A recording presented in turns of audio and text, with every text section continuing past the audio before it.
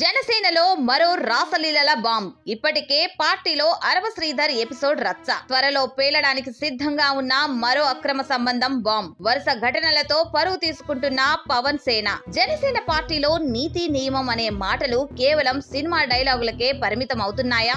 మార్పు తెస్తామని చెప్పి అధికారంలోకి వచ్చిన ఎమ్మెల్యేలు ఇప్పుడు తమ వ్యక్తిగత బాగోతాలతో వార్తల్లో నిలుస్తున్నారు. మొన్నటి దాకా రైల్వే కోడూరు ఎమ్మెల్యే రాసలీలలు చూశాం. ఇది పశ్చిమ గోదావరి ఎమ్మెల్యే భాగోతం.